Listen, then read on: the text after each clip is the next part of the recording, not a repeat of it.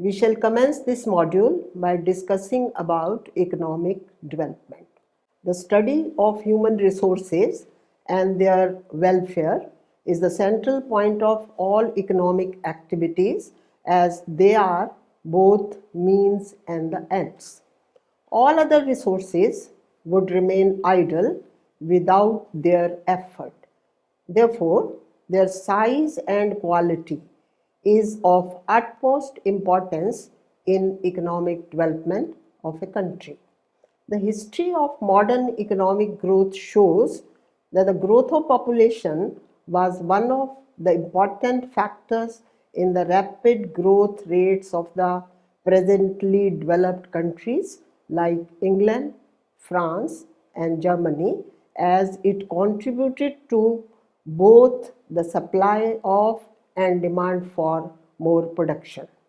As Simon Kuznets states, that modern technology, which developed during the epoch of modern economic growth, also had an effect on accelerating the size and the rate of growth of population with the advent of new industries under industrial revolution.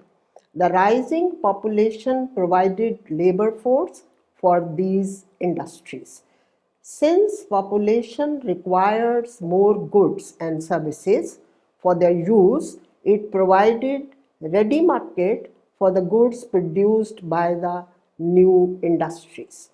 Although in underdeveloped countries of the 20th century, where population is already large in relation to their resources, a rapid growth of it may not be conducive to economic development in the same way as had happened in the presently advanced nations.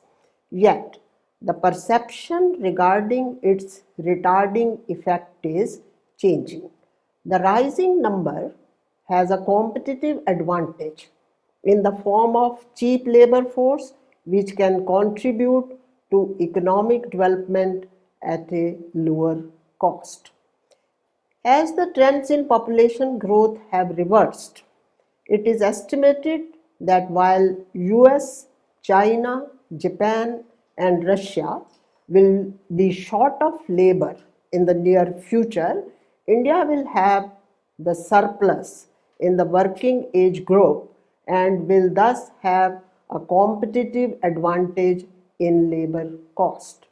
The availability of large number of people in the working age group, more popularly known as demographic dividend, will ensure that there is a steady supply of labor to work in economic activities. But this dividend can give results only if more investment is done on education, health, and skill development. It also requires that the technology used must ensure the increased opportunities of employment. Otherwise, as Economic Survey puts it, however, if we fail to create skills, we will be facing a demographic nightmare. The developing economies of today have the advantage that they can learn from the experience of the presently advanced countries in reducing this period of high rate of growth of population and can use this opportunity of surplus labor in achieving a high economic status. These human resources should be so utilized that not only an optimum use is made of them, but they are used in improving the quality of life. This will automatically help in bringing about population stabilization. Since population and its growth have both a positive and a negative impact on economic development, it is necessary to study the relationship between economic development and population growth. This has remained the focus of discussion and analysis from as early as 18th century. The earliest insight was provided by T.R. Malthus in 1798 when he expressed the problems and sufferings faced by the mankind of rising population. By examining the relationship between food supply and population, he concluded that A. While population increases in a geometric progression of 1, 2, 4, 8 and 16 and so on, making the number double every 25 years due to their biological needs, it results in their continuous multiplication. B. Food supply increases in an arithmetic progression like 1, 2, 3, 4, 5 and so on, and this slow growth is due to the limits put by natural resources over which man has little control. C. The race between population and food supply is lost by food supply, which will result in famines, hunger, starvation, and disease as well as deaths. D. The nature would bring about an equilibrium between the two by natural calamities like earthquakes, floods, droughts, etc., unless man himself puts positive checks to control the growing number through family planning and celibacy, etc.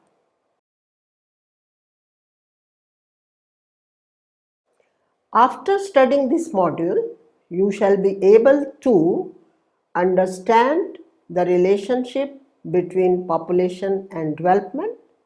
You will also know about the stages of population growth along with economic growth, and you will understand the population growth and its relationship with environment.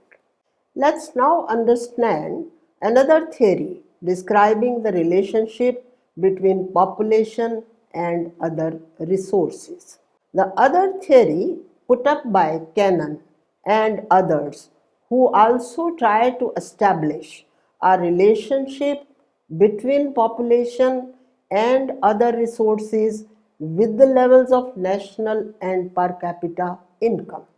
The theory states that every increase in population is not bad so long as rising population helps in better and fuller utilization of available resources and is helpful in raising national and per capita income, it cannot be considered bad. The optimum population is that level which generates maximum income per capita. This theory is based on the relationship between population size, the availability of resources, and the level of income. As increased human resources supply additional labor which can exploit more natural resources, this would increase the flow of goods and services and thus the income levels. It is only after reaching the highest level when income per capita starts decreasing with the increase in population that the problem of excess population has to be considered. Thus, there will be an optimum level of population according to this theory, which would be required to use all naturals and man-made capital resources. The level of population which is below this and is not able to exploit all the available resources is called underpopulation. The number of people which go beyond the optimum level fail to increase income per capita and put a burden on the existing optimally utilized resources. This situation is that of overpopulation. Thus, the degree of disequilibrium is measured as M, which is equal to A minus O divided by O, where M is the degree of maladjustment both under and over population, A is the actual population, and O is the optimum level of population. The position of optimum population can be shown with the help of the following diagram, where we take population on the x-axis and per capita on the y-axis. The middle level gives you the optimum situation where per capita income is the highest. The other two parts give the maladjustment. Since optimum population is that size which can facilitate maximum per capita income in the economy, given the resources and technology, in the diagram OM is that population size which is optimum as it is providing maximum income per capita, which is the highest under the given situation. Any change in the availability of resources or technology or both will shift the optimum level of population. Since the relationship between population growth and economic development is a two-way relationship, we can study the effects of economic development on population and that of rising population on economic development. The theory of demographic transition shows this relationship between economic development and population growth. According to E.G. Dolan, demographic transition refers to a population cycle that begins with a fall in the death rate, continues with a phase of rapid population growth, and concludes with a decisive fall in birth rate. Accordingly, there are three stages of population growth along with the economic growth of an economy. The first stage. In this stage, when the economies are primitive agrarian economies, both birth rates and death rates are high. Birth rate is high due to various economic, social, and religious factors. Poverty goes in favor of larger families as children contribute at an early age and are source of security in the old age. Illiteracy and ignorance make them indifferent to restrict the family size. Even religion and superstitions also help in high birth rate. A high infant mortality rate is also responsible for a high birth rate. On the other hand, lack of medical facilities, poor diet, many diseases, and absence of education is making their outlook unscientific, and a bad sanitation, etc., keep the death rate also very high. Thus, a high birth rate is matched by an equally high death rate, keeping population stable over a long period. Second stage. The second stage of demographic transition is a stage of rapid growth of population as the death rate starts declining sharply while birth rate still remains high. Development in agriculture, industry, and other services, etc., generates higher income. The standards of living increases and medical and health facilities improve. Special efforts are made to check the contagious diseases. Dietary conditions and sanitary conditions improve, and all these developments bring down the death rate. But birth rate remains high, as the reduction in birth rate can come only when people are educated and conscious to keep the family size small. Thus, in the second stage, birth rate remains high while the death rate begins to decline. This accelerates the growth rate of population as the high growth potential of the first stage is realized in the high actual growth in the second stage. This is also known as the period of population explosion. Third stage. In the third stage of demographic transition, the birth rate declines significantly.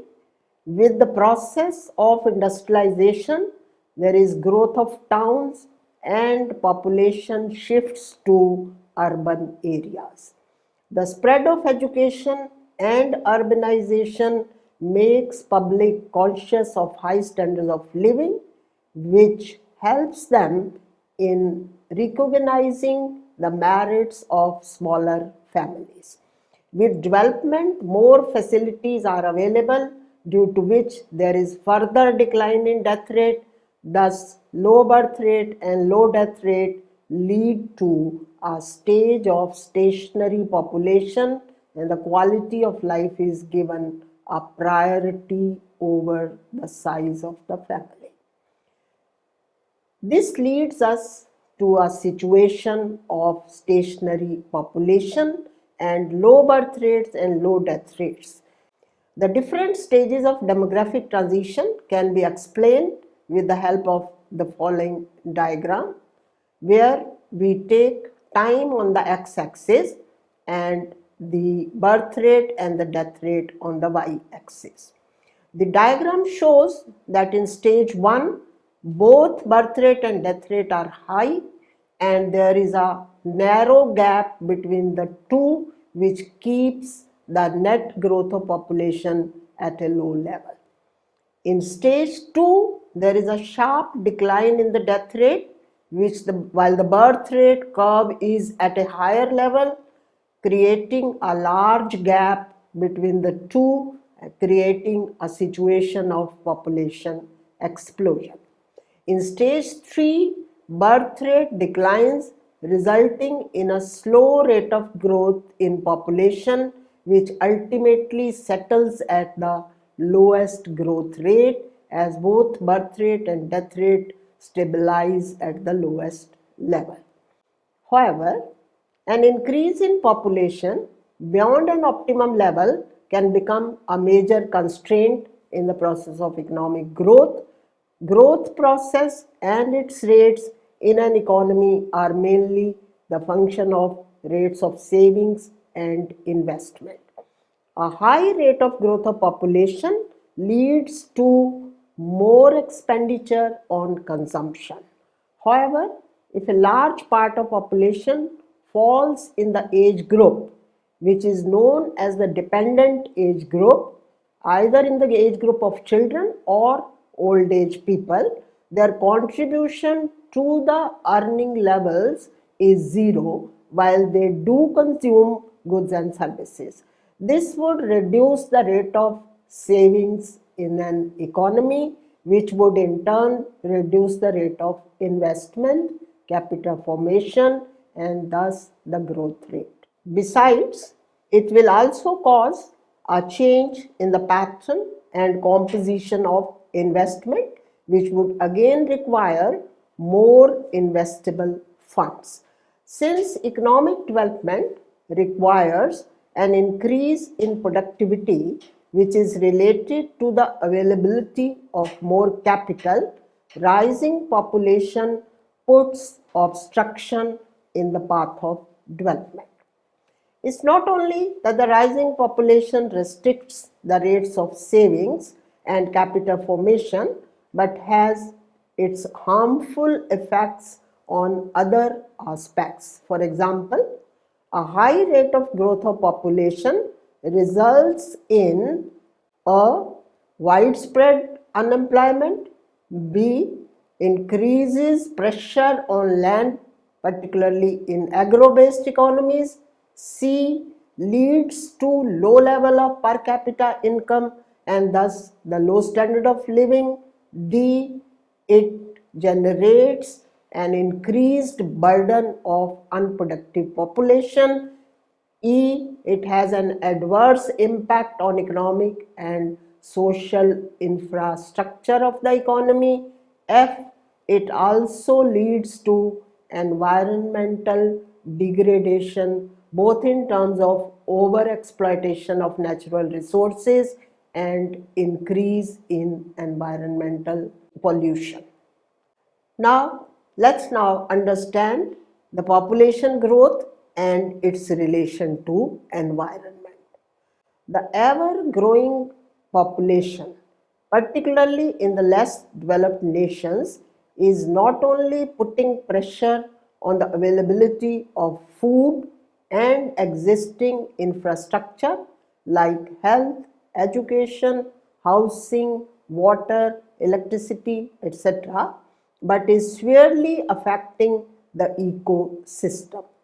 The relationship between population and environment is a complex one.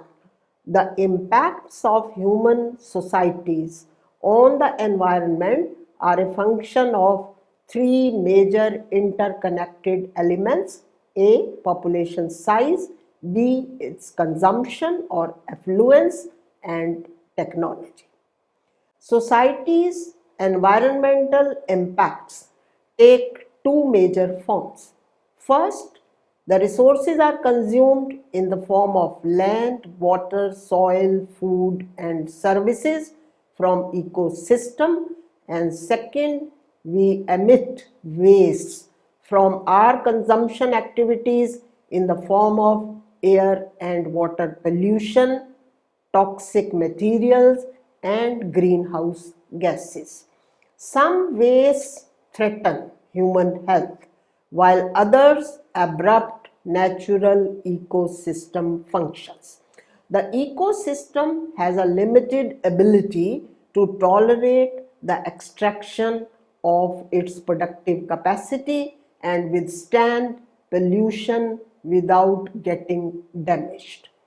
This would require that the increasing number of people should not take from nature more than it is able to regenerate and does not pollute nature beyond its ability to assimilate.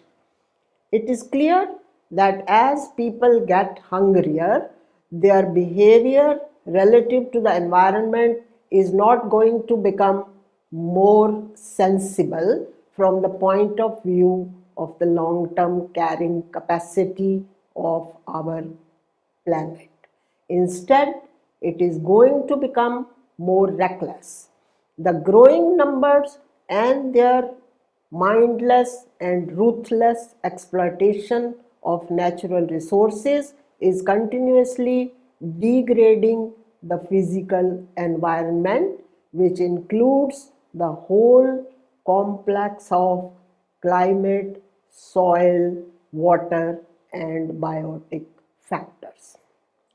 To feed the growing numbers, there is a need for more farming of land. For getting cultivable land, there is an indiscriminate felling of trees and conservation of forest into cultivation. The progressive depletion of forests leads to an ecological collapse, increasing floods, soil erosion, and siltation of dams and changes in the microclimate are some of the dangerous consequences of deforestation. Frequent floods and untimely rains cause heavy damage to life and property. As a result of more area under cultivation, the size of grazing land is reducing. This indiscriminate grazing leads to desert-like conditions in many areas. Depletion of vegetable cover and overgrazing is hardening the soil and preventing forest regeneration. Not only land, even the biodiversity of the economies is being affected by this. Within each ecosystem, there are various species. Conserving all these species is important. Any adverse effect on environment is bound to affect the biodiversity, which is the basis of all economic systems on earth. The growing population needs space to build houses, factories, roads and highways, which may further put pressure on land. This may lead to use of substandard land for agriculture and to loss of wildlife and natural ecological reservoirs, which might not be compensated by the gain.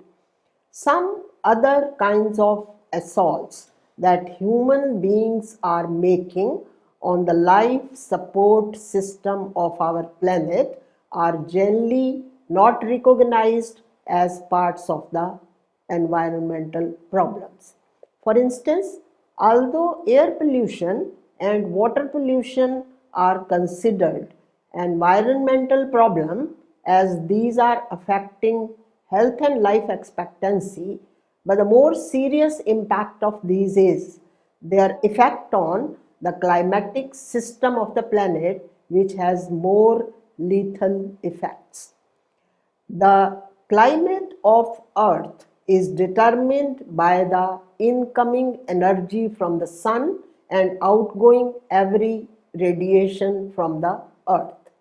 Some gases in the atmosphere affect the incoming and outgoing process and warm Earth's surface, which is called the greenhouse effect.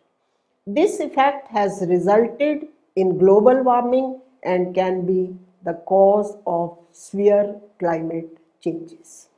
Similarly, the problem of ozone depletion, which is a result of concentration of chlorine, results in an increase in solar ultraviolet radiation, which can cause skin cancers.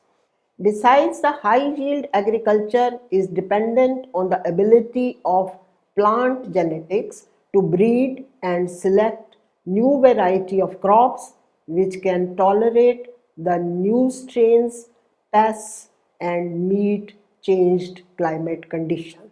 So, if the genetic diversity of our crops is lost, we shall not be able to select out new ways as climate conditions change. Another problem which has emerged from the high rate of growth of population is the treatment of solid waste generated during the process of development.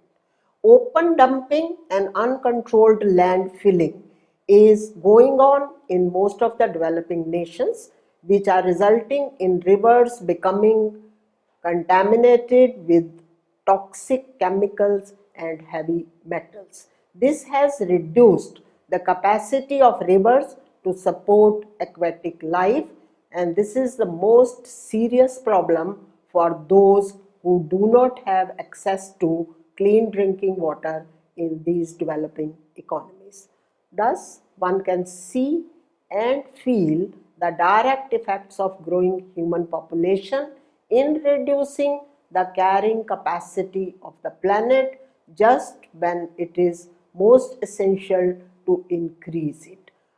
If people do not change their behavior, then like many other species that have overshot the carrying capacity of their environment, mankind will also pay the price.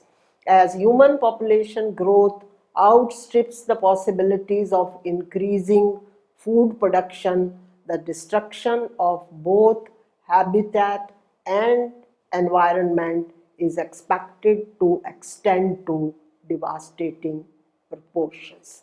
Besides, population growth also affects adversely the mining, which is uncontrolled population growth requires more mineral resources, while large mining enterprises change the agricultural land into township, roads, railways and dockyards, etc. Surface mining removes vegetation and topsoil. Besides, additional land is required to dispose of mining waste. The dust raised by mining activity pollutes the air and finally settles on land to make it unproductive.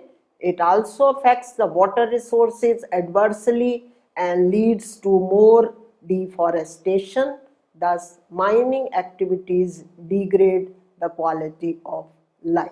Similarly, the water resources are also affected. Rapid growth of population in the absence of a proper water conservation policy can not only lead to water pollution, which can harm the whole ecosystem, but can also lead to underground water depletion.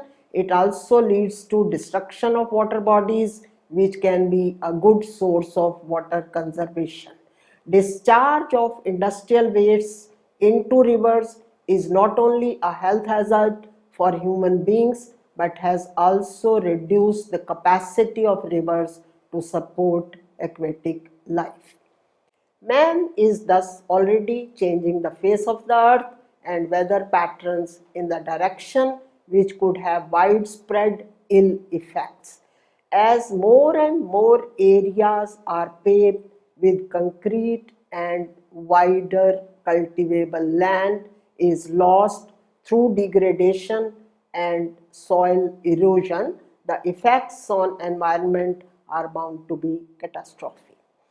The best hopes for the world would be in reversing overdevelopment as well as by deploying advanced and clean technologies by the developing economies in their early stages of industrialization. The economies tend to become higher polluting during early stages of economic developments because they adapt inexpensive technologies that are relatively inefficient and more polluting. The more developed nations on their part have got to end the insane growth of consumption. The underdeveloped countries would have to be persuaded to follow a different path of development and to reduce birth rates as early as possible.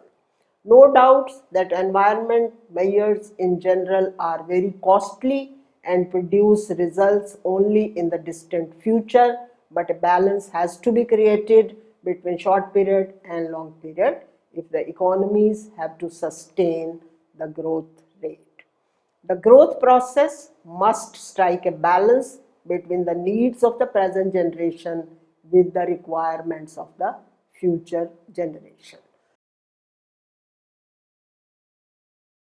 So what you have studied we can summarize by taking two parts.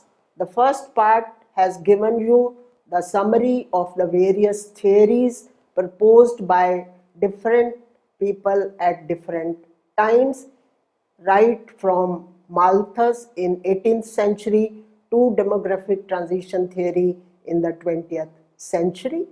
The second part of the module has given you the effects of population growth on not only on the agriculture part or on the availability of goods and services to feed the human beings, but their adverse effects on soil, water, as well as the ecosystem of the economy.